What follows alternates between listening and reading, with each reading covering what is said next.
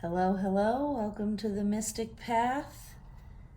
This will be a video on manifestation, rituals, vision boards. How do we manifest what we want in our life moving forward, right? How do we bring our dreams into the physical? How do we ground them from our imagination into the physical? As you can see, we have Miss Fantasia, who is lending her energy here to us. And as if I asked her, she sensed in my energy I needed her to move, and so now she's headed over to her little bed over here. Okay, so we're gonna get into this. This is like a fun topic, and this is where like using our gifts can be fun, can also be dangerous, in that we should never, a couple of things I want to cover before we get into this. One, you should never be doing rituals, magic, intention setting, whatever it is, for other people, to other people. Okay? What you try to put on others will come back to you tenfold. And it's not up to you, right? Like, here's an example that I hear of a lot. I've even been tempted in the past, many, many years ago, to do it. But let's say you have two people, they love each other, they do, whatever. They love each other, they have feelings for each other, they're dating, they're not dating, doesn't matter. One person's like healing, working on their growth, right? And the other person is not. And let's say they have some issues that are always presenting, like maybe addiction or codependency or control or anger, right? It could be anything. And this other person who's like growing and working on themselves is like, you know, this would be the perfect person for me if they would just grow, or they would just get rid of their addictions, or get rid of their anger, or whatever it is, right?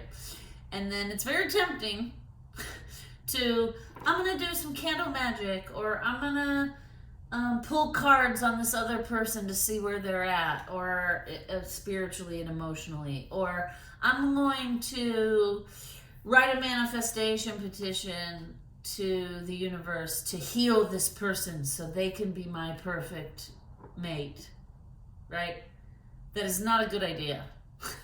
It is never, ever okay to do energy healing, cleaning, energy cleaning, intention setting, magic, manifestation rituals to another person without their permission. It is never okay. Even like I am trained to do Reiki, right? I have friends trained in other modalities of energy healing. You never do an energy healing on a person without their permission, right? And the funny thing is, sometimes the higher self will give permission to you. Yes, do it. And then the conscious person is not yet ready to be in their higher self, and they're like, no, I don't want anything done to me. Okay? You have to respect that. You cannot be doing magics, rituals, intention setting, manifestation for other people. That causes two problems. One, whatever you try to do to them or send to them will come back on you tenfold. Because there are people out there, it's called black magic, right? That they will wish others wish others ill, and wish that, like, I hope they fail at that, or I hope he breaks up with her, right? And those can manifest if you are strong in your power and you have a good manifesting ability. And it's never good to wish ill on somebody else. It's never good. Like, it's okay to be angry with somebody and to be upset with them, but it is not okay then to try to push that lower vibration, anger, inner manipulative energy onto that person.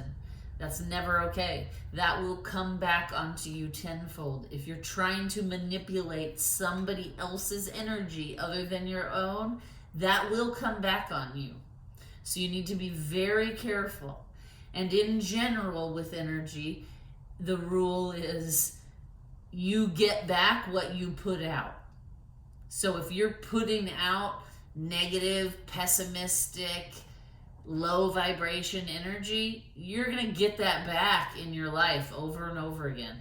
You're only going to attract other people that are negative, pessimistic, angry, right? You're only going to be able to manifest things that are angry, pessimistic, and manipulative, okay? So we always just want to stay focused on ourselves. We can't change other people. We can't force other people to heal and grow. We can't force other people to do the work, go to therapy, acknowledge, address, and start transforming their patterns or toxicity. You cannot force people to do that. And if you try, it usually never works out, right? It's almost like, and I have experience with this. There is someone in my family who has been struggling with addiction for like 25 years.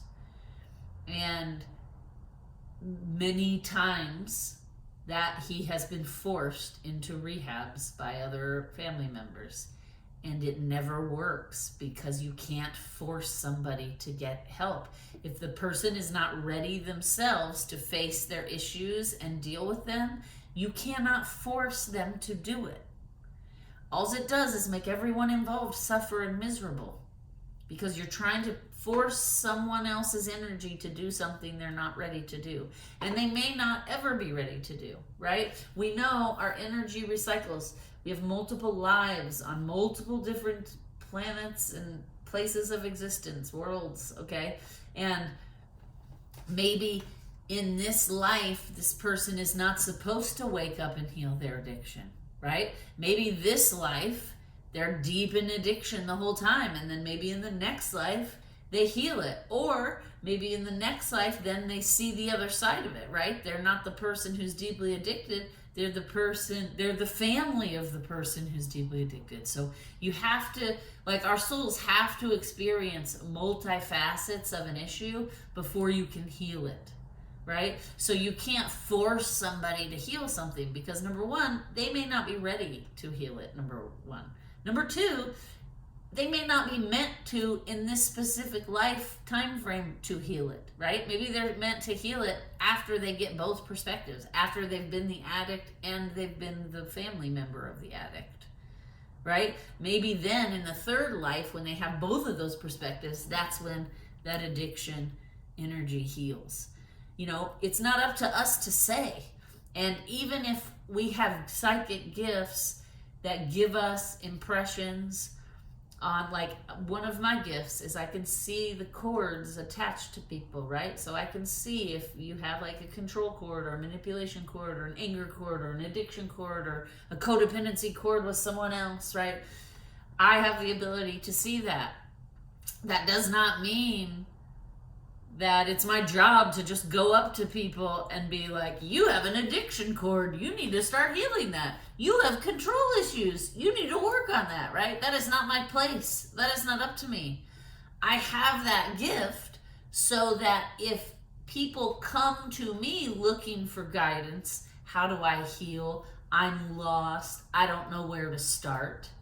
Then I can, with their permission, read their energy and help them better understand why they're in such turmoil, right? But again, you can't just be reading people without their permission. I've had that done to me once, and it's quite disconcerting. I was like out with my friends for one of my girlfriend's birthdays. We were celebrating her birthday. And I didn't want to be on, right, that night at all. I wanted to like have some cocktails. This was years ago when I still drank, but I don't anymore. But I wanted to go out with my girlfriends and have some drinks and blow off some steam and just have fun and not think about heavy things, right? And somebody she had invited to go out with us also had gifts. And she recognized immediately in me that I had gifts, because that's usually something people that are psychic can recognize each other. Because you can feel it in the energy, right? And she just followed me around all night and was trying to like tell me things. She was like, your ancestor wants you to know this. And I was like, stop. I was like, I have not asked you to read me, and I am not in the state of mind to receive any of this right now, right? Not at all. So it's very disconcerting to have somebody just walk up to you and start reading your energy. And that scares people, quite honestly. I mean, it didn't scare me because I understand these gifts, but I did set a boundary and was like, please stop reading me. I have not asked you to read me. You have no, like, who do you think you are, just diving into my energetic field and giving me information about it without me asking you, right? That's not okay. And I'm psychic, so I can usually tap into my own auric field and get the messages that I need to hear when I'm in a place to receive and hear them, okay? So that's the first thing. You can't just be willy-nilly doing this stuff on other people. It is not the way energetic law works, and there will be consequences for it. You can draw in some negative, bad things. I don't really want to use the word bad. Some lower vibration, stuck energies. You can draw that into your own aura, and it will attach to you by doing unsolicited things that you do not have permission to do to others. Okay? That's the first thing. The second thing is, anytime you do this type of work, anytime, you need to be sure you're protecting yourself and your aura. I actually just had a friend this weekend contact me.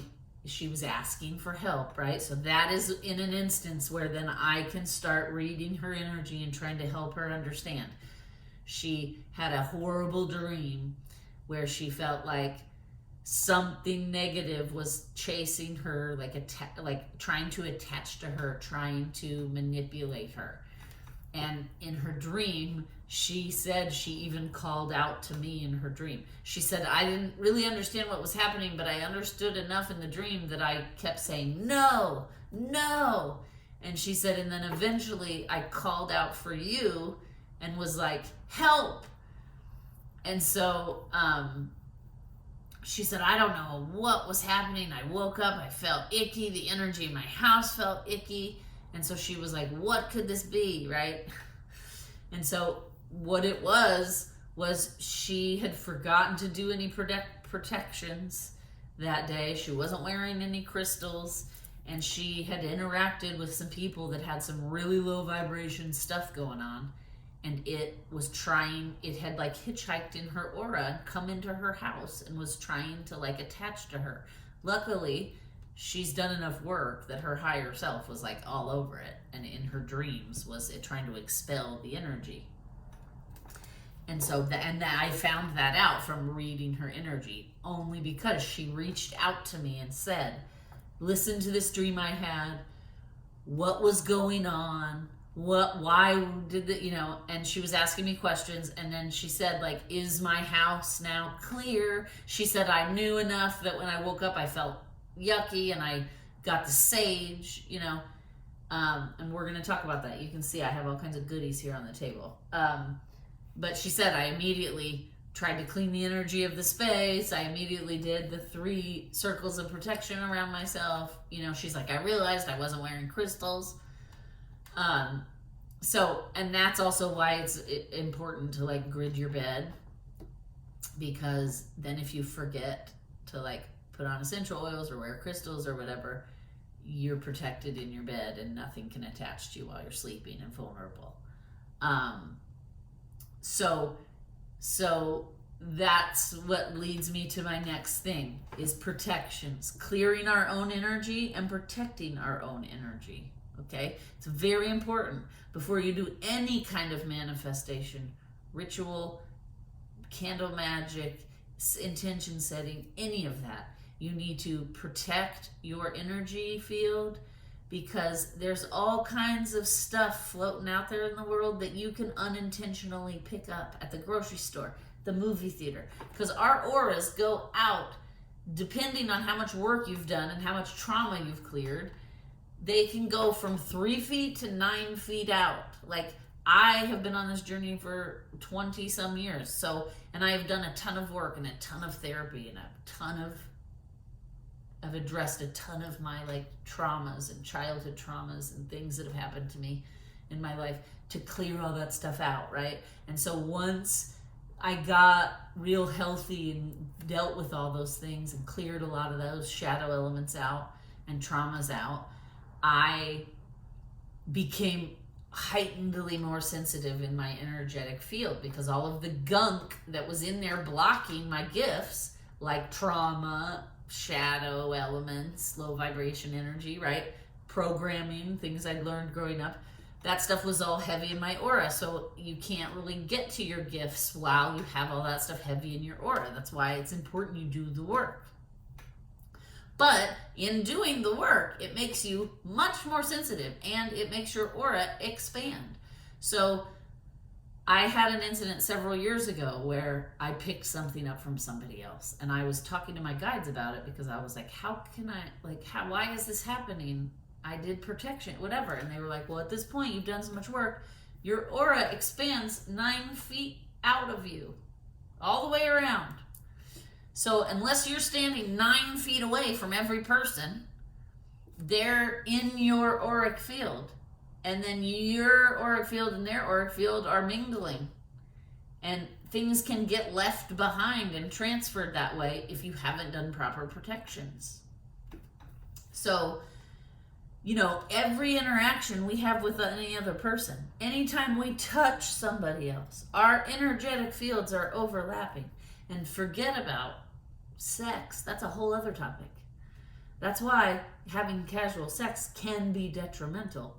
Because if you're somebody like me who absorbs energy, you're just absorbing all of the shadow elements, all of the low vibration energies of that other person that you're having sex with. Because that's a voluntary act of me pouring my energy into you and you pouring your energy into me. And so if I'm like at this vibration and somebody else is at this vibration, and then we have that kind of interaction where we're that vulnerable and open with our energy fields, I'm going to end up getting my vibration lowered a little bit, because this person's lower dense energy is going to pour into me. And then I'm going to have to do extra work to clean all that out if I have not properly protected myself, right? So that's the second thing I want to talk about. First thing, you can't do any of these things to others without their permission, and you cannot force healing and growth on other people. They have to come to it when they're ready. The second thing is, you always need to be sure that you're both clearing your energy field on a regular basis and protecting your energy field on a regular basis. Okay? I'm going to talk about some of that stuff right now. Because I've done so much work and my aura is so expanded at this point, and I am so sensitive to other people's, like, you know, I can see their cords, I can feel their, like, if I have a friend who's in crisis and she calls me in crisis, I am feeling everything she's feeling, which can weigh you down, right?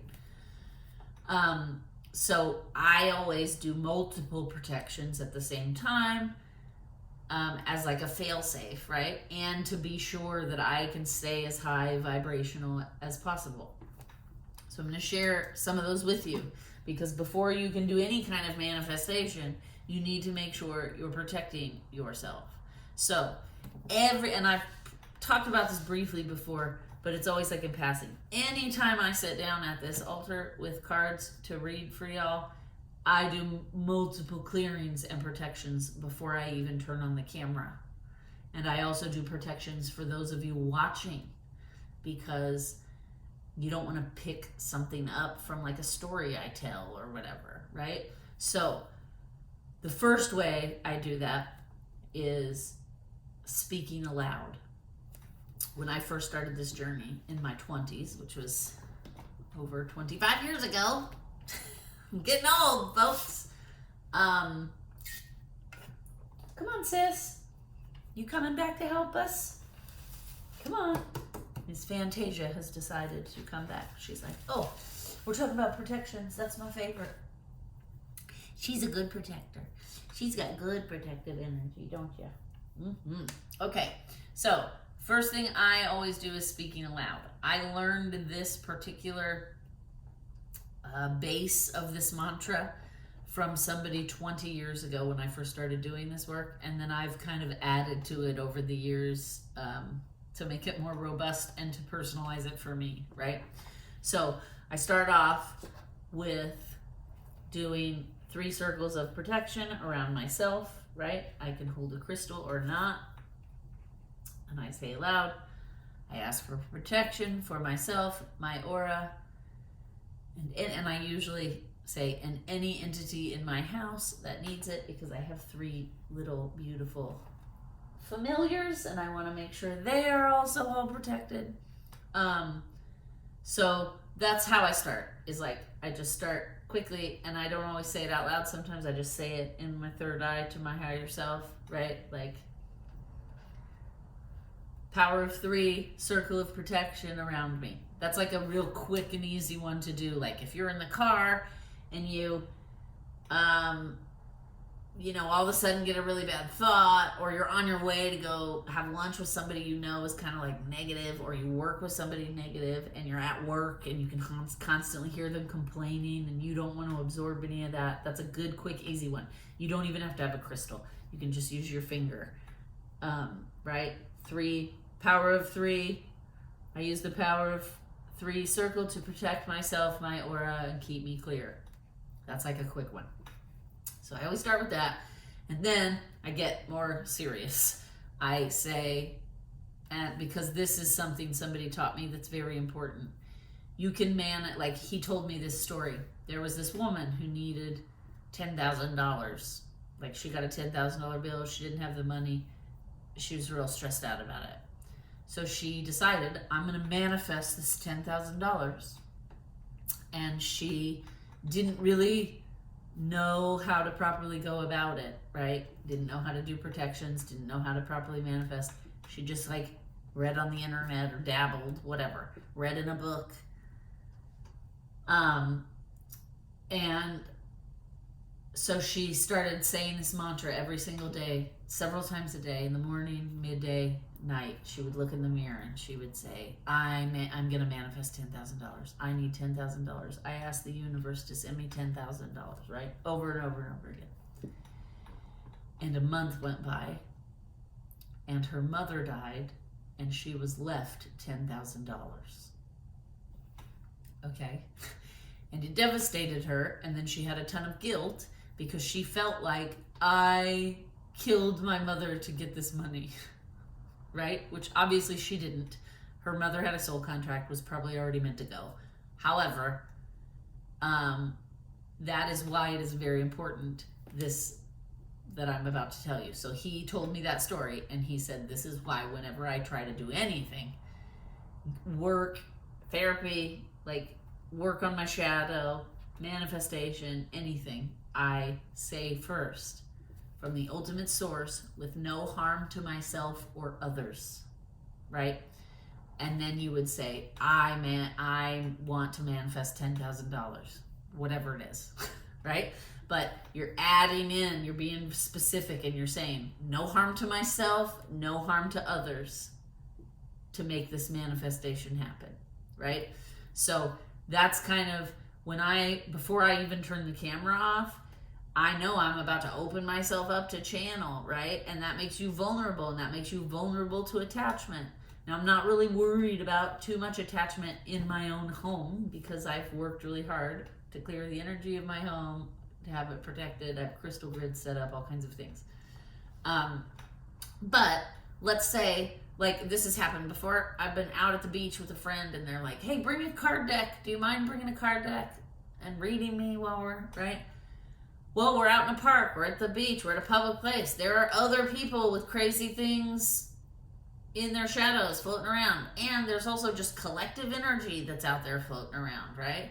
And there's a lot of crazy stuff happening in the world these days. So all that energy floating around is not high vibrational. And it can attach to you if you have, you know, like if all the circumstances are right. So,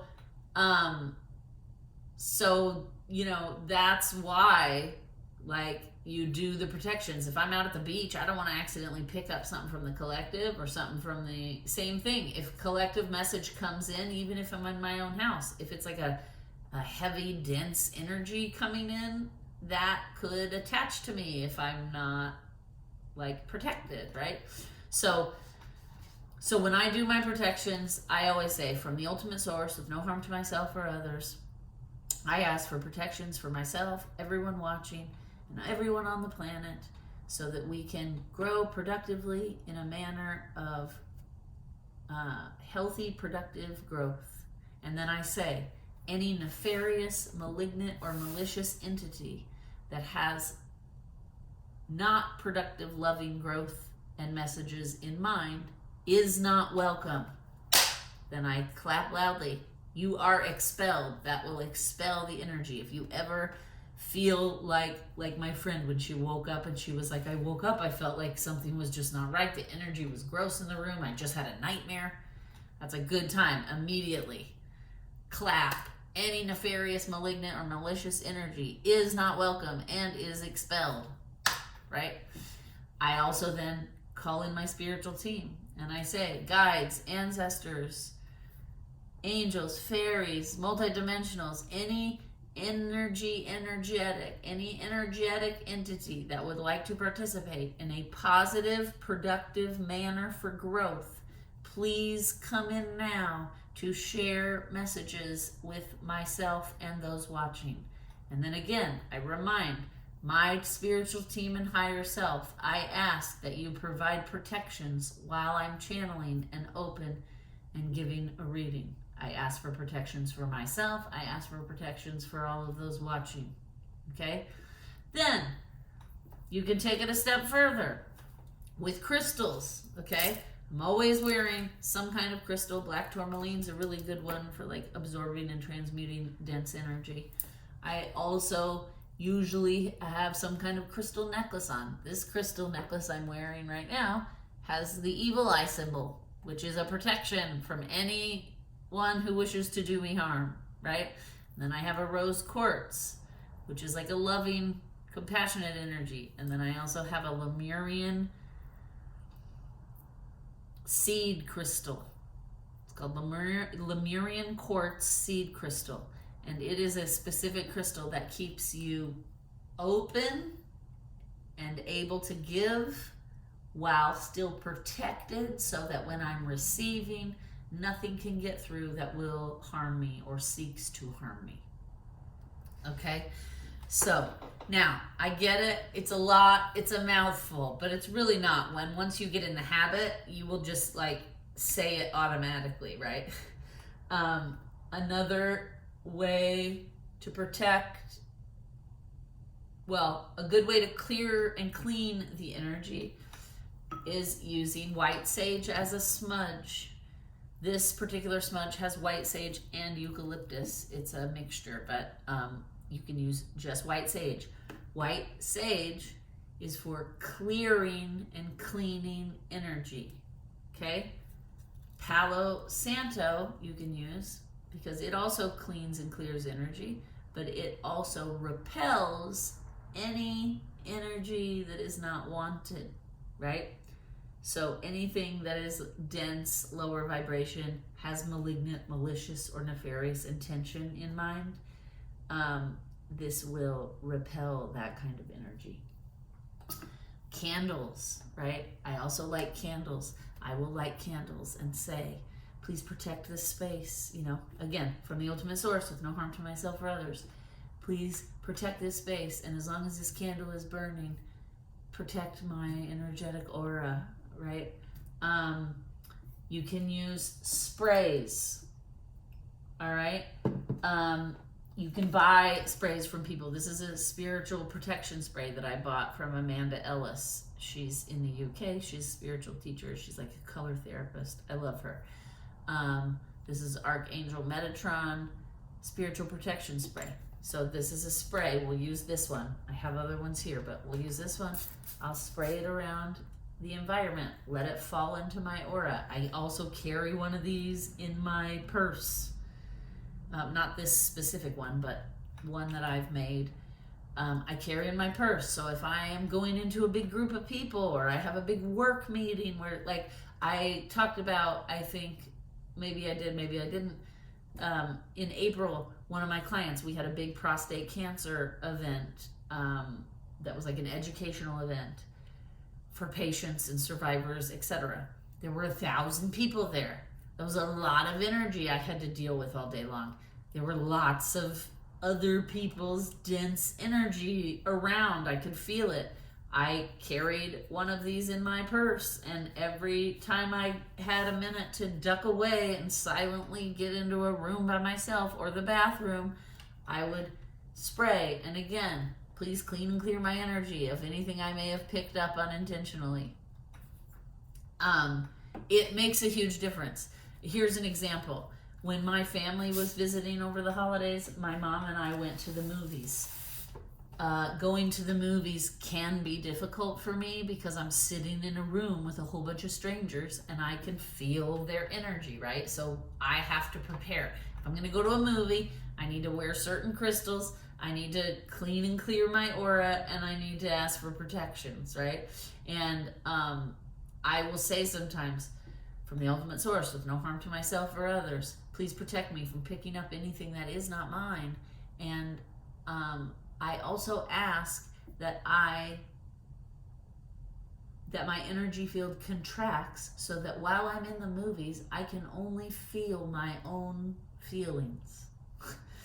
And then my guides will offer protections that will close out other people's feelings, because it is hard to sit into a movie theater with all those people, because I can psychically pick up on what they're thinking, what they're feeling, right? And that is distracting and also exhausting to me. So I always take precautions beforehand, right? Well, my mom and I were in a rush to go to this movie. We were running a little bit late, and I did not do any protections before I went into the movie. We got into the movie. It was fine. I mean, I felt a little heavy. I realized, oh no. I mean, I had on crystal bracelets, but I hadn't really done any, extra. And we got home, and I ended up with the worst migraine. And I had not had a migraine in like a couple of years. It was so bad I couldn't even open my eyes. My eyes hurt so bad I had to lay in my room in the dark with ice on my face. And it's because I had forgotten to do extra protections, and I was just sitting in that movie theater. It was a 2-hour movie, and I was just absorbing all other people's energies were like attaching to me and absorbing into me, right? And so then I ended up with a huge headache. It manifested into a physical symptom. So that's why I carry this stuff in my purse. I'm always wearing crystals of some kind. I do my best. If I'm in my car and I'm driving to a meeting or driving to the movies, I do my best to have that conversation with my guides. It's not always out loud. Obviously, if I'm in a car full of people, I'm not like, hold on everyone, right? I mean, I've been doing it long enough now, and I have such a connection to my intuition and my team that now I can just, in my mind's eye, I stand on a beach in my mind's eye, I do the power of 3 circle protection, I talk to my guides, I ask, protect me, blah, blah, blah, clear my energy, all the things, right? So, just wanted to bring all that up. Before you sit down to set intentions or do candle magic or manifestation rituals or vision boards, any of it, cards, any kind of divination, anything where you're opening up your intuition to receive messages, you need to protect yourself, because there are negative entities denser entities. There are energies of people that have passed away that are still stuck to earth because they died in a violent way and they weren't able to like deal with everything they needed to cross over, right? And so sometimes they linger in like this limbo state while they're having to heal those things before they can fully cross over. And sometimes like people who die in a violent way will just be shoved out of their body so fast that sometimes they don't even know what happened. The soul doesn't even know what happened, and then it's like wants to stay close to earth because, and then like anger develops, right? Because it's like I can see my family but they can't hear or talk to me, right? And so then that anger and that dense energy can affect sensitive people. So that's why protections are important. That's why energy clearing is important. Every time I clean my house, like with cleaning products, I also do an energetic clean of some kind. I use spray, I use smudge, incense is another good way. Okay, this is some incense. It's lemongrass. I pulled out the lemongrass because lemon was one of the essential oils for May. So that would be a good energy to have, right? Essential oils, you can make your own spray like we talked about. The May sprays were, the May essential oils were lavender, lemon, rosemary. 4 drops of each for a 4-ounce size bottle like this. You would do 4 drops of each, then you'd fill the rest with distilled water. You do a teaspoon of grain alcohol or vodka or something that will like keep mold and stuff from growing, and then a teaspoon of sea salt or Himalaya salt, some kind of salt. Okay, and then you have your own spray, and you can do just like I did, like before you do anything, right? If you start to feel like, ugh, my energy's starting to feel heavy, like when my family's visiting sometimes, right? I have people constantly in my house and I don't get the normal like breaks that I get when I don't have family in town. And then my dad's sister and her kids live here, so then they're coming over, and it's just like constant energy in and out of my house, right? These sprays are perfect for that.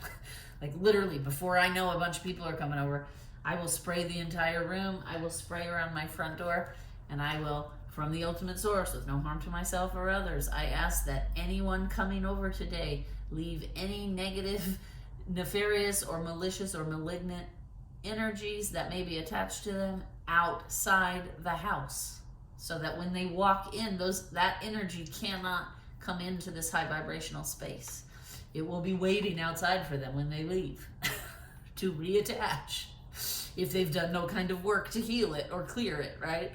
But yeah, I'm not letting that stuff into my house, because then it can come into your house and then sit in. Have you ever had like somebody over and then when they leave, you're like, oh my God, the energy in here is just off now, right? Well, that's why you do it beforehand, because then they can't even bring that energy into your house. And then it makes also for a better experience. Like we had a family day. Well, actually we had a couple family days when my parents were here. And before the family days, I stepped aside for 5 minutes and had a moment of silence in my room. I then connected with my guides and was like, let's set the intention that we have a happy, harmonious, loving family day full of joy, connection, laughter, and fun, right? And then that way, we're starting off good, right? We're starting off with a programmed intention that we're all going to get along. We're not going to have any kind of like conflict going on, right? And then I will come in and spray the whole room or smudge the whole room where the family gathering is going to take place.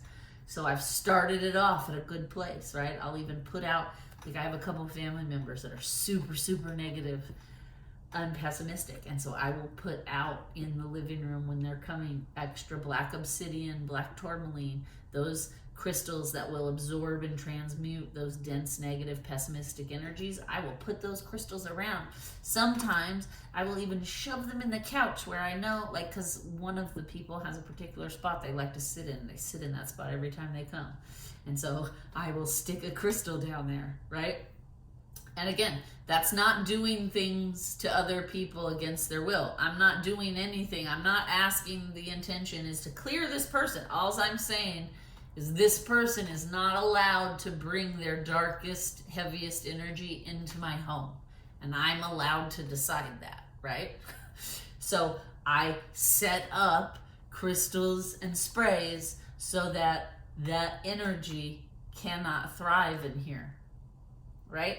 I'm not trying to remove it from them without their permission. I'm not trying to heal them. I'm not trying to say to them, you have some negative, right, things that follow you around.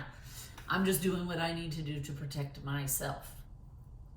And once you cultivate a really close connection with your guides and your higher self, they will let you know if you're about to make a red flag, right? Like there was a time I was dating this guy, and this was many years ago, and I really liked him, and he was like very hot and cold with me, and I was like, I'm gonna write a petition about this. And my higher self, as I started doing it, was like, are you sure you want to do that? And then I realized, like, oh, whoa, wait. And then I was like, should I not be doing this? And they were like, well, you're trying to manipulate someone else's energy. And I was like, oh, right? And so then I knew, like, okay, that's how I started learning. This is a red flag. You cannot do that to people. So, let me just check my timer here and see how, oh my gosh, we've been talking a long time. So let's keep going. Okay, so what is manifestation actually? Manifestation this is the definition in the Webster Dictionary of manifestation, okay? An event, action, or object that clearly shows or embodies something, especially a theory or abstract idea. And then underneath, it gives an example, right? It says, a symptom or sign. Example, exhaustion is a manifestation of Lyme disease. That was the example it gave, okay? So, essentially, manifestation is about turning your dreams into reality, bringing them from the imagination into the physical reality, right? How do we do that? That's what we're going to talk about, okay? We talked about protections. We talked about not doing things to people against their will, all right? We're going to talk a little bit more about, like, the integrity of it and the hygiene of it and the how-tos, and then I have some examples of ways to do manifestation rituals, okay? Okay, now, there is more to manifesting than just like wishing it, right? Like, I wish I was a doctor. I want to be a doctor. I'm going to manifest being a doctor. Well, if you don't go to med school, right, learn all the things, pass the medical boards, then you can't be a doctor, right? So just saying over and over again or having a mantra, I want to manifest being a doctor, that is not enough. Right?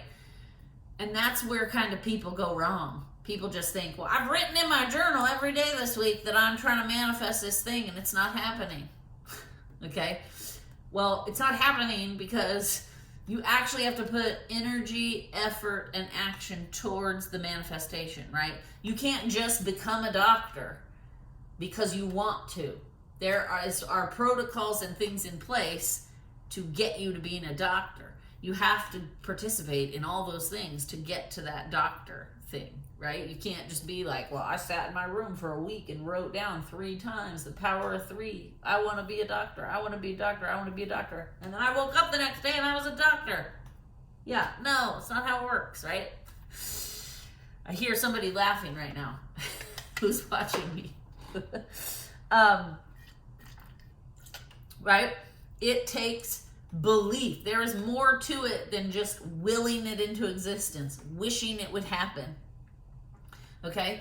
It takes belief. You actually have to believe it's a possibility, right? In the new moon video, I used that doctor example as well, and I said, like let's say your deepest desire is to be a doctor, and you're saying and trying to manifest, I want to be a doctor, I want to be a doctor, I want to be a doctor. But then at the same time, you're saying to yourself, I might not be smart enough to be a doctor, right? You're not going to be able to manifest being a doctor because you've got this opposite energy in your auric field that you're also, so now you have these two energies and neither one of them know, and neither one of them are going to ground into physicality because they're contradictory, right?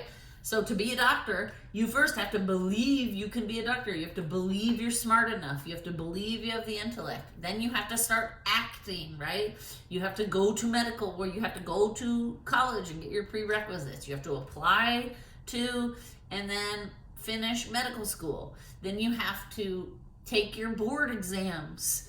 Then you have to practice under other practicing doctors, right? Which is called like a residency or a fellowship. Some hospitals call it a fellowship.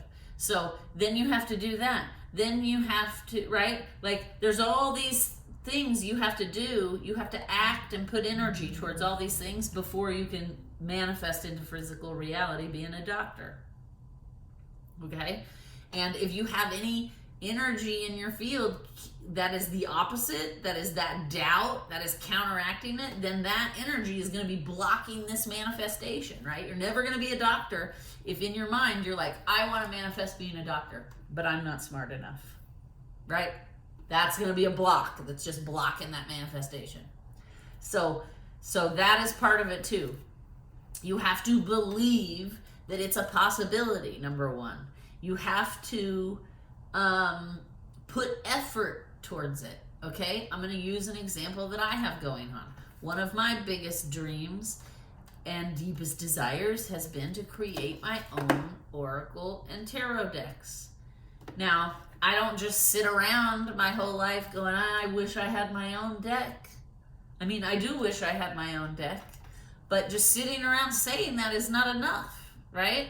And so I have slowly been working, the last couple of years, I have been slowly working on my own oracle deck, right? And then I have a goal that once I have this oracle deck done, I hope it gets published and distributed by X publisher, right? So that my deck would get out there and people like me would use it, right? And learn from it and grow from it. Well, that's not just going to happen if I'm just sitting alone in my home going, man, I wish I had my own oracle deck. No, I have to put action and energy into that. And so for the last couple of years, I have been doing that. I'm now in like the design stage. I'm halfway done with the design of the deck.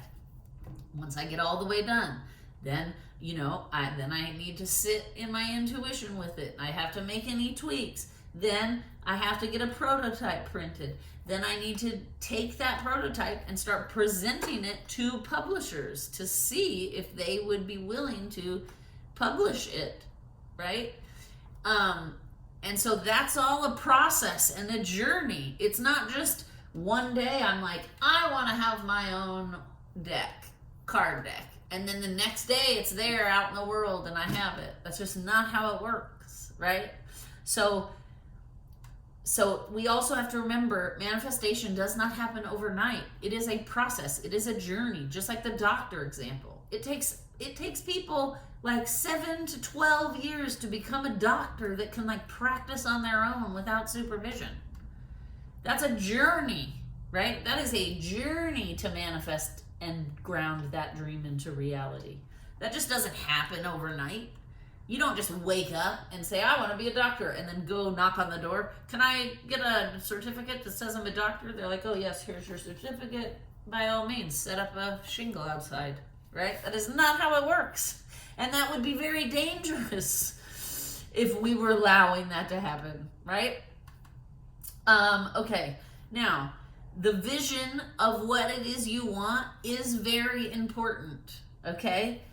It focuses you and helps create clarity so that you know how to move forward, right? So just like with my tarot deck, we'll use that, also the doctor example, okay? Sitting down and writing out intentions of what I want to manifest, that's the first step, right? That then gives me clarity. Knowing what it is I really want and desire gives me clarity. then I know with this clarity, okay, well, this is what I have to do to get to this deck, right? Like, I have to create the content. I have to sit with my guides and channel messages and try to, you know, whatever. Like, I don't want to give away the theme of what my deck is that I'm working on. You guys will get to see it firsthand, don't worry. But right, I have to sit down and create that content. Then I have to tweak that content. Then I have to start creating artwork for that content. And that artwork takes time. I haven't decided yet. The deck's either going to be a 100 card deck or it's going to be a 2-parter. It's going to be like a part 1 and a part 2, and there will be 50 cards in each. And you can use them independently or together, right? I have not yet decided. So again, that's part of the process, right? And I'm in the process of creating the artwork.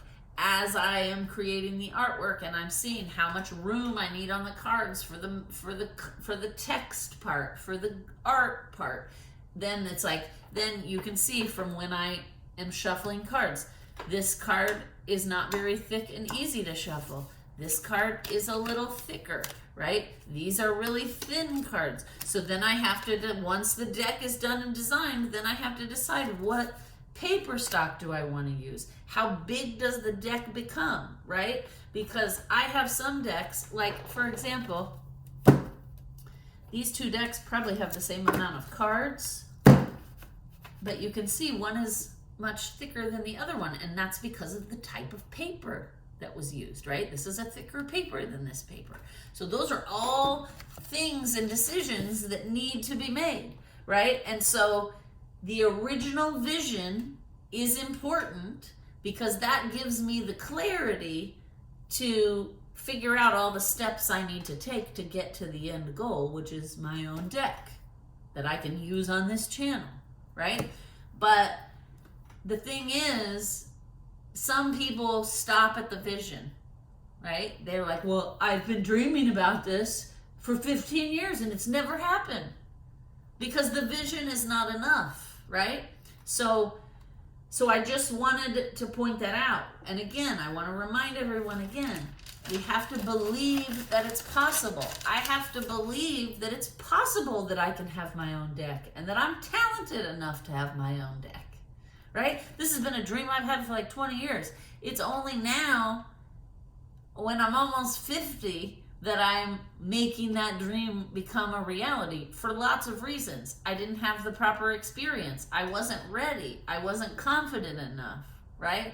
So it's like I had blocks and self-doubt and things that I had to clear out before this dream could even become possible to manifest. Right? And so I had to believe that I can do this. My stuff is just as good as any of this other stuff here, right? So Angela Lombardo, she's like a spiritual teacher. You can look her up, but she has a quote that I like, and she kind of wraps it up easily. She says, Angela Lombardo says, manifesting is making everything you want to feel and experience a reality via your thoughts, actions, beliefs, and emotions. Okay? So, now I wrote some steps down here, steps to manifesting. Then I also wrote some like manifestation ritual ideas that you guys can play with. Okay, so steps to manifesting. Number 1, we already covered this. Know what you want. Get clear on what it is you want, where it is you want to grow. Okay?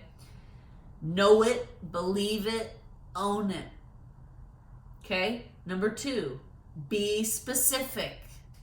Okay? An example is, instead of saying, I want to meet my soulmate, that's pretty vague. You say, I want to manifest a partner who is my emotional equal, my intellectual equal, someone who is also growing and working on themselves, someone who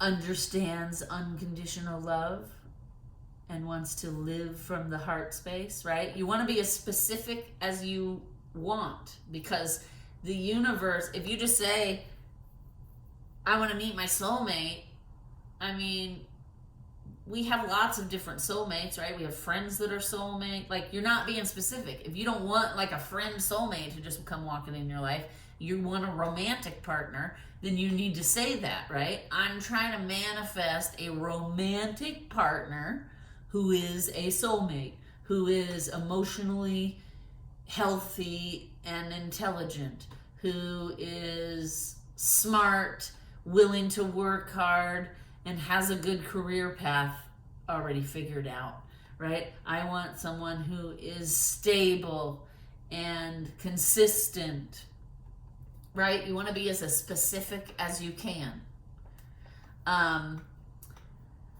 Okay, number 3, write it down, draw it, vision board it. Okay, burn, bury, or soak it. We'll talk about that in a little bit. All right. Number 4, now that you're clear, right? Now that you are clear on what you want, you're being specific, you have the vision, you've written it down. Now you need to ask the universe for it. Ask the universe, ask your higher self, help me facilitate. You can do that in several ways. You can pray, you can meditate, you can visualize, you can speak out loud. You can create a vision board. You can create a future box, which is something fun. I did it with, I did it with a jar many years ago. I kept this clear mason jar on my desk. And whenever I had like a goal for my career, like here's an example. I was doing a lot of like presentations and like technical design, more technical design, and I wanted to do more illustration. So I wrote on a piece of paper, I would like to manifest more illustration work in my business. Ripped it off, put it in the jar, right? Anytime it was a place for, and then I left that jar sitting on my desk because it was a focus. It reminded me. I've also created vision boards, and then I hang those in my office because then it's always reminding me to stay focused on these things. These are the goals. This is what you're trying to accomplish. Do not stray. Do not forget. Stay focused. Put consistent energy and effort towards these things, right? And it was the same thing. Because that jar was on my desk, I was constantly aware, like, if I want to do more illustration, I need to work towards that, right? I need to start going out and meeting and networking with people that need those services. I need to start sending my portfolio, my online portfolio, out to people who need those services, right? You can't just sit there and say, I want to do more illustration work. I had to actually develop a plan and put up time and effort towards that goal consistently. When you're consistent, the universe will deliver, right? The universe doesn't know what you want more of unless you're putting energy into it. So here's a good example. If like back in the day when I first got out of college, me and a lot of my friends were all lost. We're trying to figure out our lives. We're in our early 20s, right? And so we went out a lot together, and we would sit around and drink and bitch about our jobs, right? Like, I hate my job because of this. And all that did was keep us all stuck in this like negative, lower vibration energy. And so then none of us were growing. None of us were happy at our job because every single day we were consistent about bitching about how much we hated that job. So the universe was just giving us more of the energy we were putting out, right? And then one day, I'll never forget it, one of my girlfriends, and we've been doing this for months, right? One of my girlfriends said, we really have to stop complaining about what we hate because it's just keeping us all miserable. And it was like, we all were like, oh my God, you're right, right? So then we started trying to, let's focus on the things we like about our jobs, because Because this is where we had to start out, right? You start out at the bottom when you start your life and career. That's just how it works for everyone. I don't care how smart you are or what kind of degree you have. You all have to start at the bottom. Every single person does, because there's a lot of stuff you don't learn in college that you only learn in the real world. And you're not going to learn that shit. And nobody's going to hire somebody right out of college at like a 6-figure salary running a company. That's not how it works. Right? You need to gain experience. So we all needed these first entry-level jobs because we needed to learn the things we needed to learn to level up to the next pay structure, right? So then we all started trying to focus on, like, when we would have our happy hours, we would say, like, what are 2 good things that happened this week at your job? Or what are 2 things you like at that job, right? And then when we started focusing on the positive, we all started shifting and changing a little bit. All right? So it's very important that we say out loud what we want to the universe. We write it down. We can pray about it. We can meditate, visualize, okay? The future box, another fun idea. Vision boards. Okay, we talked about, again, be specific though. If you're creating a future box, be specific when you're writing things down, right? Also, you could write a letter to the universe. Okay, if you don't want to speak out loud, you don't want to stand out in the moon energies and say what you're asking for, right? You can write a letter to the universe, or a petition, it's called. Now, then the next step, okay, we have 4 steps here, right? First step, know what you want, get clear on it. Number 2, be specific. Number 3, write it down, vision board it, etc. Number 4, ask the universe for it. Number 5, work towards the goals. You will not see results without consistent action and energy towards it, right? You need to put whatever energy you want in your life, you need to put that energy out into the universe now. You get back what you give, right? So it's kind of like I've talked about before on this channel, act as if, right? A few videos ago, I was talking about how I like to watch these like nail art channels. And one of the girls doing the nail art said, everyone's always saying to me, how can I get really long nails like yours? And she said, you need to start acting today as if you already have long nails. Don't open pop cans with your nails. Use a tool, right? Use a pin or a knife or something to pop the top, because you're not putting strain on your nails. Get a hair scrubber to wash your hair so you're not scrubbing your head with your nails, because that just makes your nails weak, right? So that's that philosophy. Act as if it's already here. If you want to manifest something in your life, act as if it's already here. That is putting energy towards it. Then you're letting the universe know, this is what I really want, because I'm working consistently towards it. I'm acting. I'm doing what I need to do. I'm putting consistent energy towards this to manifest it into reality.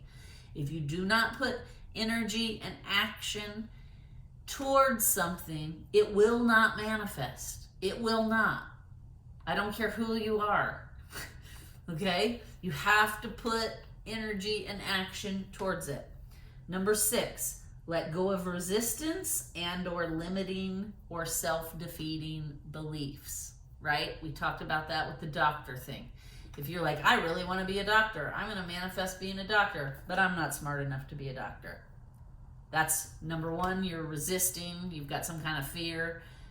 Number 2, you're blocking your manifestation, because you're basically saying, I want this, but I can't do this, right? So that's going to be a big thing. If something's not manifesting for you, you need to look at, do I have a lot of self-doubt?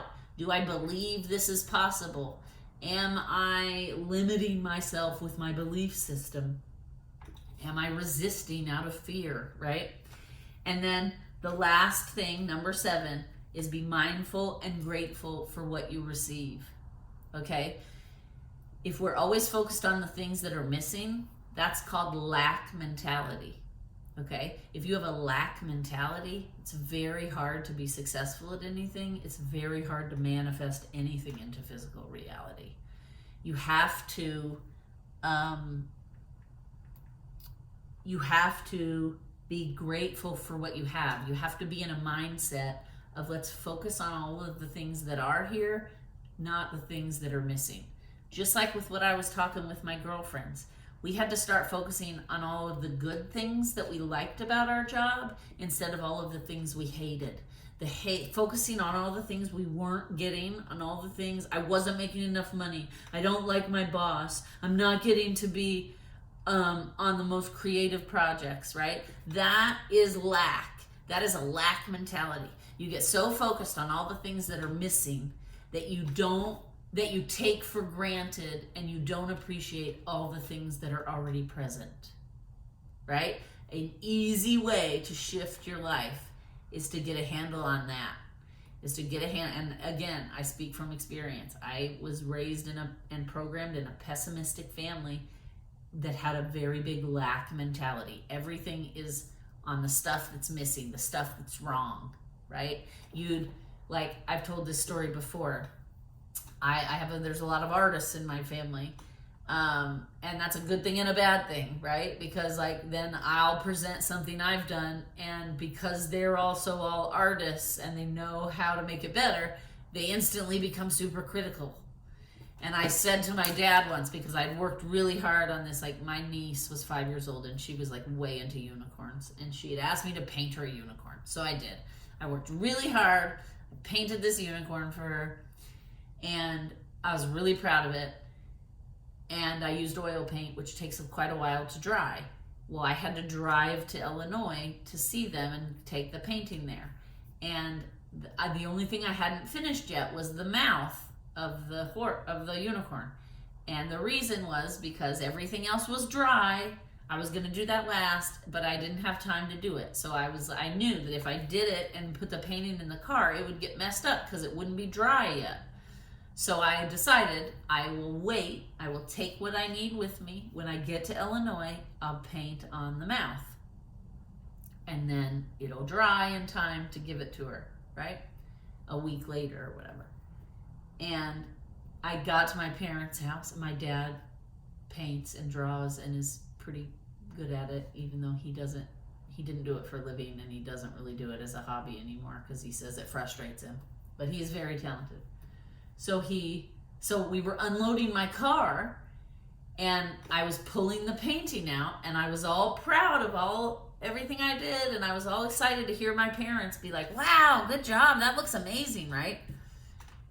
And immediately, I'm all excited, and I unveil it, and I turn it around and show them, right? And immediately my dad goes, "There's no mouth."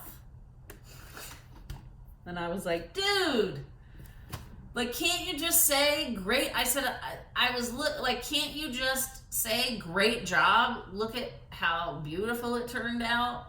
And he's like, "Well, there's no mouth." And I was like, "Because I was going to finish that when I got here." I was like, "You didn't even give me a chance to explain." And you're immediately with the lack mentality. This is what's wrong with it, right? And that can really mess you up in life when you have that kind of mentality. And I know because I was programmed that way. So I had a lack mentality probably until I was 35. And then I started realizing how detrimental that lack mentality was to my life and my goals and my successes. And so that's when I started therapy. I started we're really working on myself and my shadow. And that was one of the things I had to really work on and deprogram. And I can tell you, once you can get out of that lack mentality and you get more, instead of looking at all the things that are missing, all the things that are wrong, you start looking at all the things that are right, all the things that are present, and to be grateful for those things, your life shifts and changes. And then it becomes a lot easier to manifest things because the universe wants to give you things. It wants to flow energy towards you because you're grateful for the energy and you're appreciative and you honor it. You don't just bring the energy in and then go, this is not what I wanted. This is not right, right? So that's so those are the 7 steps, right? We'll go over them again really quickly. 1, know what you want, get clear on it. 2, be specific. 3, write it down, draw it, vision board it. 4, ask the universe for it via prayer, meditation, visualization, speaking aloud, vision board, or future box. 5, put consistent work, action, and energy to these goals. 6, let go of any resistance and or limiting or self-defeating beliefs. 7, be mindful and grateful for everything you receive. All right? Now, here's another little tip. Your manifestations will not look exactly like your visualizations or your vision board, right? Because we're co-creating with the universe. You put action in, you put action and energy in, the universe puts action and energy in, and then what comes out, right? And that's what it's meant to be. But it might not look exactly like what you thought it was, and that's okay. And you need to accept that, because the universe is always, your higher self is always working towards your greatest and highest good. So however something manifests, that is what is best for you in that moment. All right? So, and that's another thing that will block us. If we're trying to control our manifestations, it needs to look exactly like this. You're going to struggle. You're going to have problems. You're not going to be able to manifest things. Okay? Because you cannot put control on energy. Okay? You have to be in flow for energy to work properly. All right, now, I know this video is getting a little long. So let's talk about things we can do, manifestation rituals. Some things you're probably already doing, you didn't even know you were doing, right? Okay, so all of these things I'm going to talk about can be used for both full moon and new moon manifestations. New moons are about setting intentions, getting clear on what we want, reflecting, processing. Full moons are about releasing, letting go, facing and dealing with our emotions and shadow elements. Okay? So for example, in a new moon, we'd write a list of things, of intentions, things we want to manifest. In a full moon, we'd write a list of things we want to work on, things we want to release, things we want to heal, things we want to let go of, right? I want to let go of the belief that I am not smart enough to be a doctor. I want to let go of the belief that my artwork's not as good as everybody else's, right? Those kinds of things. Now, there are lots of different ways we can manifest. And again, you don't want to be trying to control things too much. That will really mess up any manifestation energy, okay? So you want to be loose but structured when you're doing rituals of any kind, okay? Now, candle magic. That's a quick, easy one. You can get these little chime candles, and then you get little chime candle holder, and then you set the intention. Like, and whenever I do readings, I will get a couple of these out. I will get a white one, and I will hold it in my right hand, and I will connect, and then I will say, from the ultimate source, with no harm to myself or others, I set the intention that this candle will clear the energy of my space. Then you light the candle, you let it go till it burns, okay? We all do candle magic. Every single person on this planet has done candle magic at some point in their life with their birthday wish. Lighting candles, making a wish and blowing it out, that is candle magic, okay? That is setting a manifestation intention, right? Make a wish, blow it out. That's basically you telling the universe, asking the universe for something, and then blowing out the candle in the hopes that the candle magic will tell the universe, this is what my wish was, okay? A thing I like to do sometimes is I will write a petition or a letter. I will say whatever it is. I want to manifest a new client. I want to manifest more illustration work. I want to whatever, blah, blah, blah, right? Then I will tear the page out. I will fold it up.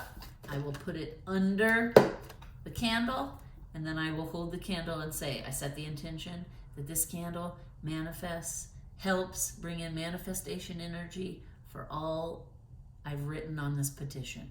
Then I light the candle. Then when the candle burns all the way down, I take the paper and I throw it away. Okay? Or you can take the paper, burn, bury, or soak. Another great way to manifest anything is to burn it, bury it in the earth, or put it in water and soak it till it dissolves. You can also speak your intentions out loud, rip it up, let the air take the pieces of the paper that you wrote your intentions on. I don't do that one that very often because that kind of creates litter out into the environment. So I usually burn because I'm a double fire sign, so fire is an element that works well for me. So I will write petitions, light a candle, let it burn all the way to the end. Then I will take the petition, put it in my abalone shell, light it on fire because an abalone shell is a water element. So you have fire, air, water, all in there, right? Light it up, let it burn into ash. You can take a bath, okay? You could make a bowl of water, like if you're feeling drawn to do the water thing, you write your petition or letter to the universe, whatever it is, whether full moon or new moon, whether it's intentions, whether it's things I want to let go of. You could then take a bowl of water. You could put in the essential oils for the month or any essential oils your intuition tells you to. And then you put the paper in there and let it soak until it dissolves. Then I would take that water outside and pour it into the earth because it's better to be poured into the earth than down the drain and in the pipes. The earth is going to take that energy quicker if you pour directly into her, right? Okay, so those are a couple ways that you can work on manifesting things. Vision boards, we already talked about. The future box, those are also great ways to manifest. Here's another thing. You can write your letters, write your intentions, your petitions, whatever it is. You can fold it up. You can put that paper out under the moonlight with crystals around it, right? Rose quartz and citrine would be great this month because citrine is very abundant. Rose quartz is about being in the heart space, being loving. So hopefully you want to manifest from a loving, healthy spot, right? You could write whatever it is. You could put these crystals all over it, leave it 24 hours in the moonlight, go back out in the morning, take it out, burn, bury, or soak. Okay? You can print out sacred geometry to help with your manifesting. Okay? This is a Merkaba. It's a flower of life. Merkaba, flower of life. I just printed these off the internet, right? You could then take your letter, your petition. You could put it on, fold it up, put it on this grid, put the crystals all over the grid also. You can just do that on your altar. Then within 24 hours, you take it off, burn, bury, and soak the letter. Or you can do this out in the moonlight and let it absorb moonlight, okay? We've talked about you can make sprays. There are certain herbs and things that are better for manifestation. You could look up what essential oils are good for manifestations. You could create your own spray. You could create conjure oil, okay? I bought this, but I do also create some myself. I use like sunflower oil. You cook it down with the herbs that you want. Like if you want to make abundance oil, for example, to draw in money, You would look up what herbs are best for money. Chamomile is actually one that's good for money. Citrine is a candle, right? You could put all of that in the oil, cook it down for 24 hours, then strain it. Then you have what's called conjure oil, okay? And then you can put that oil on your hands. Put it all over the letter. Write the letter. Put it all over the letter. Okay? You can get outside during the moon energies. You can sit and visualize, pray and meditate in those moon energies. That will also be a powerful manifestation. You can, because you're absorbing the moon's energies, you can sit out there in the moon's energies and speak aloud to the universe. I think I mentioned a couple videos ago where there was one point in my life where I was very lost. I was getting divorced. My business was new. I didn't know if it could support me. Like, there was just so much stuff going on. I literally just walked out into the sunlight and I surrendered. I put my arms out. I surrendered. I said, universe, I'm lost. I don't know what I'm doing. Please send me a sign. And within a week, I had a sign, and then my business took a completely different direction, and in a more successful, abundant way. So, it's very powerful to just surrender to the energies and, talk to the universe. Another thing you can do is you can bathe your crystals overnight in the moon energy. Then you can wear it, right? I do that sometimes when I make bracelets. I will leave them either on the windowsill in the moonlight, or I'll put them out on my lanai in the moonlight, and I let them sit out there for 24 hours and absorb all those good moon energies, and then I wear them. And I'm carrying that good manifestation energy around with me, right? Another fun thing to do, is moon water. Okay, you're gonna need a glass container. This is like a specialty thing that I bought in Canada. And it has 2 compartments. You put all kinds of crystals in the bottom, and then you put water in it. It's got a Merkaba and flower of life all mixed up in together there. And it blesses and programs my water. I have a piece of shungite in there because shungite's really good for like filtering water from toxins, etc. I can change the crystals in the bottom, but you don't have to have something that's fancy. You can just get a glass container with a lid. You want to fill it up, and then you want to leave it out in the moonlight, and then in the morning you want to drink all of it. Right? You want to set intention. Like, what I will do is whatever issue it is I'm dealing with, I will look up online what crystal is good for this emotional issue. Then I'll put that crystal in the bottom. I always leave the shungite because that's like good for filtering out toxins and stuff. Then I will put water in here and I will hold it and I will say, I set the intention that this water be imbibed with all of the healing properties of both of these crystals. And when I ingest this water, it will heal me and raise my vibration, right? And then I leave it.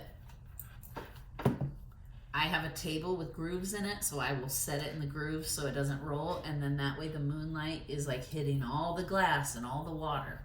It would still work like this, but I don't know, I just like to do it like that. Then I come out in the morning and I drink all this water. I actually made this a few days ago.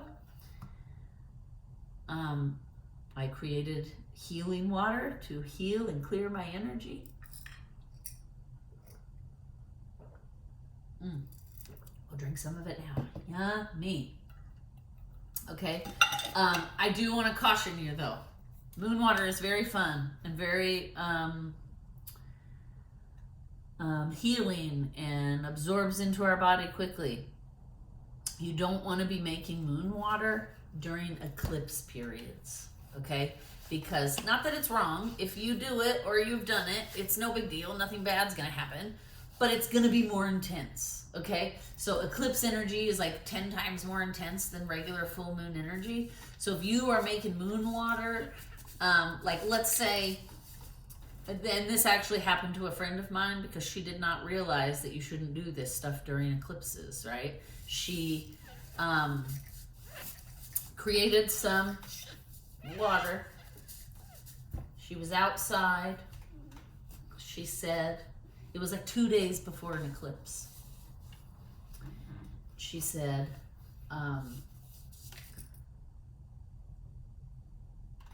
when I ingest this water, help me feel anything I have not been feeling that's deep in my soul. And the next 2 weeks, she went through it. She had some very, very deep, dark things come up because she is somebody who also suffers from depression like I do.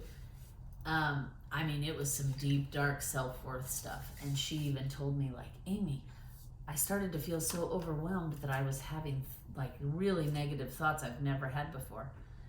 And I was like, that's so weird. This all just came out of nowhere. And then she said to me, well, the other day I was at the beach and I had made some moon water and I drank the moon water and I said, let me feel everything I haven't been feeling.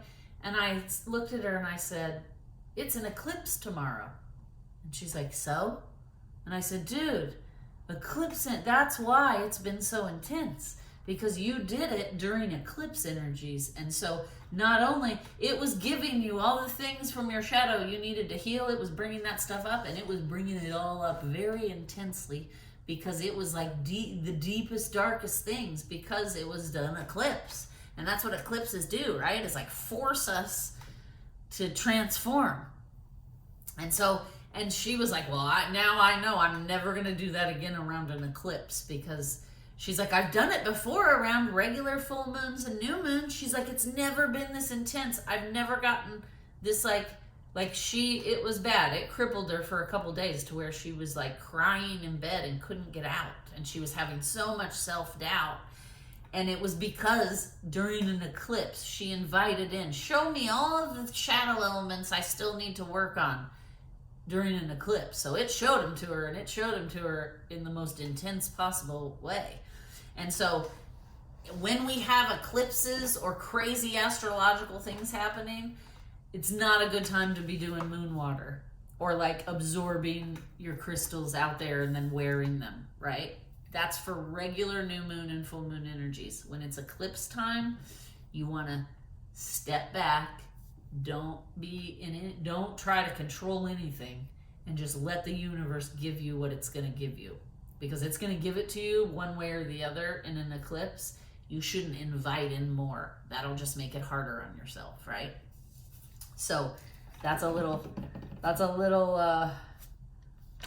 and then gratitude rituals are always good. Like sometimes I will just light candles, like because I'm grateful for something, right? Like every year I have two very loyal clients that I've had. One I've had for 12 years and one I've had for 8 years. They're both nonprofits. I love working for both of them.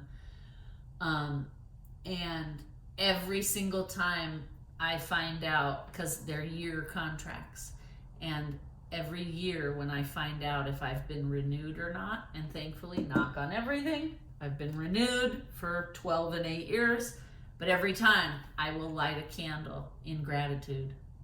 I will set the intention that this candle gives gratitude to the universe and all those involved for the continuation of my contract with XXX. Then I light it, let it burn down, because I want the universe to know I am grateful. I appreciate these things, and I recognize how they've helped me grow, right? So those are some ideas. You can find lots of other ideas. There's lots of, like, I have a book that's called like Moon Magic, and it's got all kinds of different things you can do, teas you can make, all kinds of stuff. Ways you can bring in manifestation to like cooking and your food and all kinds of stuff. So there's lots of different ways to do things, right? What I always do is like, I will do some research and find some ideas, and then I sit with my intuition, and then I kind of make it my own, right? Like just like I said with the mantra, from the ultimate source with no harm to myself or others, that I got from somebody else. Everything else I've added to it over the years, I've just done because my intuition has said, don't forget this, be grateful for this, right? And and that's how doing this work goes. You guys know that have been watching me. You guys should know this is how it goes, right? We watch other people for inspiration, we learn from others, but then ideally you want to take it in, use your own intuition, and personalize it for you. And that's it. I know I've been rambling on. I myself am going to work on a little vision board during this new moon. And yeah, I will probably also...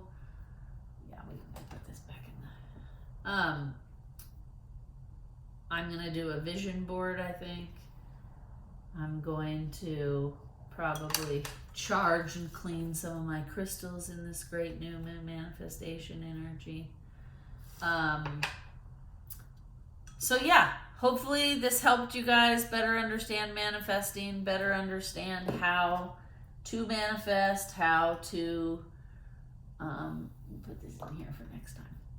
How to, also, here's another quick thing. You saw on here, this has the Merkaba and Flower of Life mixed together to bless the water, sacred geometry.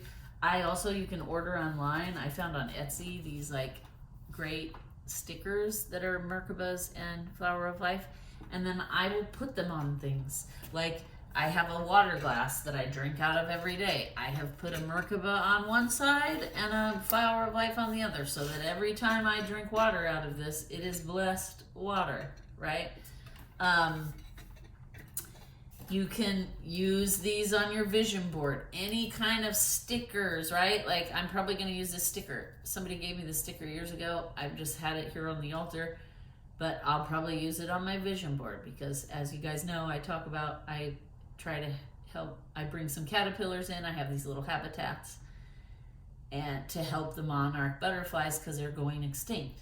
So this is not a monarch, but it's a butterfly. So I'll probably use this sticker on my vision board, and then I'll write something like continue to aid the monarchs in rebounding their numbers.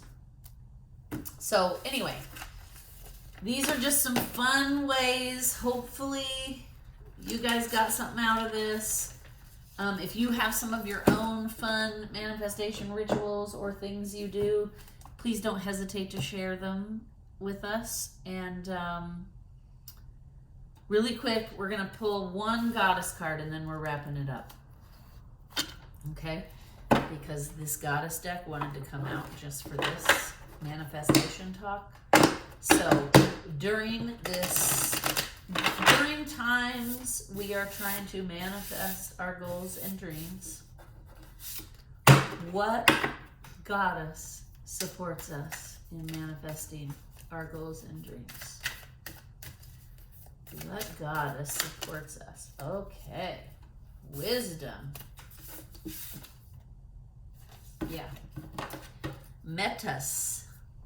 Wisdom. She's beautiful too. Card 35. All right, let's read from the book here.